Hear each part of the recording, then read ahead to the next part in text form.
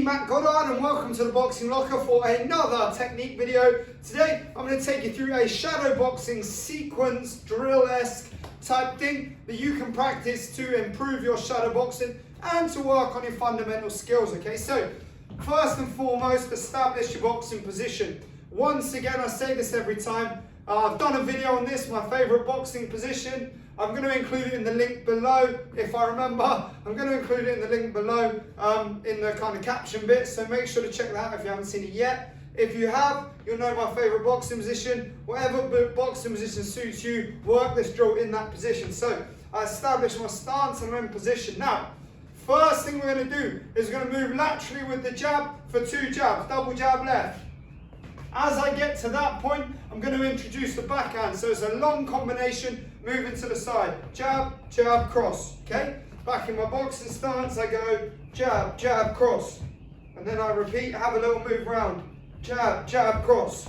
Turning through that right side, pulling the left shoulder back. Jab, jab, cross. If you haven't seen it yet, check out my video on why you should pull your punches, not push them. I go again, I go jab, jab, cross. At that point, I'm going to roll, come back across, into position, cross, hook, cross, okay?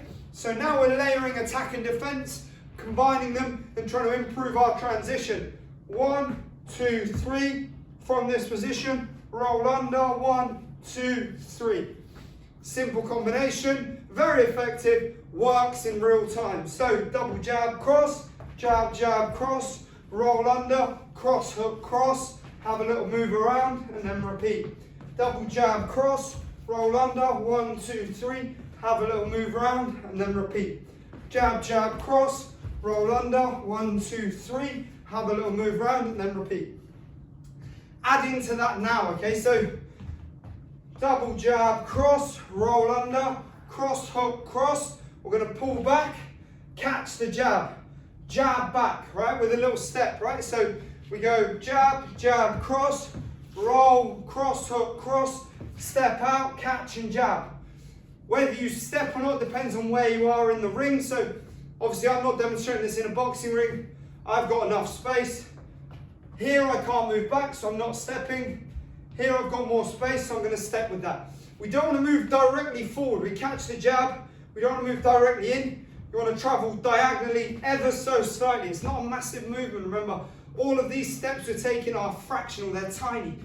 The smaller the steps, the more contact you have with the ground, the more you're going to be able to defend, punch, react as and when it's required. Okay, so let's get that combination on the go. Jab, jab, cross, roll under, cross, hook, cross, step back, catch, jab. Yeah, remember that catch is palm forward in front of the face.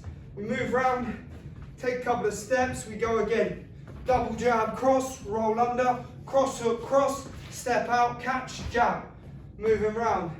I'm going to work it in the corner here, there's no space to leave, so double jab, cross, back under, cross, hook, cross. I'm stuck, I'm going to catch, I'm going to jab back out.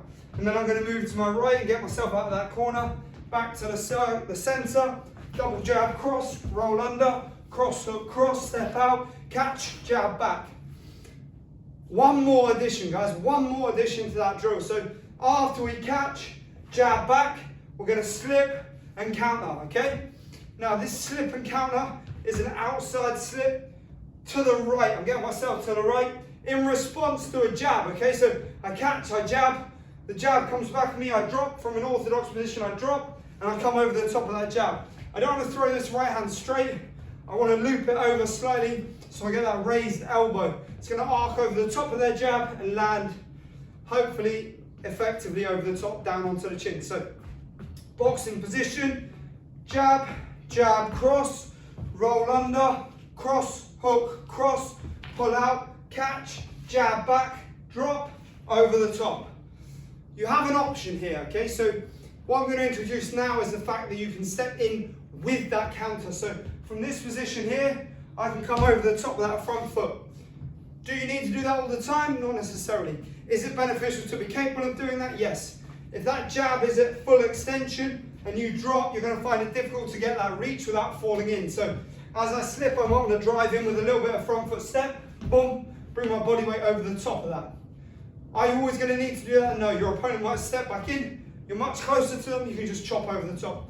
Again, it's all dictated by situation, position, and intent as always. So pay attention to your surroundings, engage your imagination to think about what your opponent is doing, and then you can make the drill relevant to whatever situation you're envisaging, okay? So nice and slowly, one more time, we go jab, jab, cross, roll under, cross, hook, cross, pull out, catch, jab, drop, over the top, okay? Let's do that with a bit of pace. Double jab, cross, roll under, cross, hook, cross, pull out, catch, jab, drop, over the top. Back in position and repeat. In between those, don't just keep restarting and repeating. Have a little move around. Engage with that invisible target in front of you. Catch and defend. Touch, occupy the space, and then we go back, back, back, under, back, back, back, back. In with a jab, drop, counter over the top.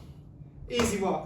Just keep repeating, non-stop. Time everything to the response of the person in front of you, and you'll see the rewards very, very quickly with the drill like that. It will just come together. So remember, when we're practicing drills like this, we're not presuming it's all going to happen in that order, but we're practicing and memorizing in muscle memory, in our mind, those reactions. So I throw the double jab cross, I'm prepared for that left hook to come.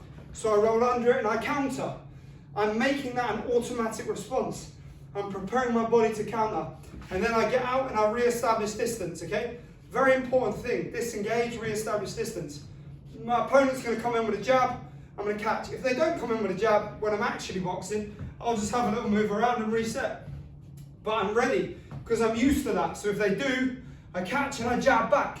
And then we re-establish control. So all of these little different aspects of the combination we practice can be utilized independently, but they can also come together as and when it suits. So as always, remember, simple drills for simple skills. It doesn't need to be complicated to be good. Complexity does not equate to quality, all right?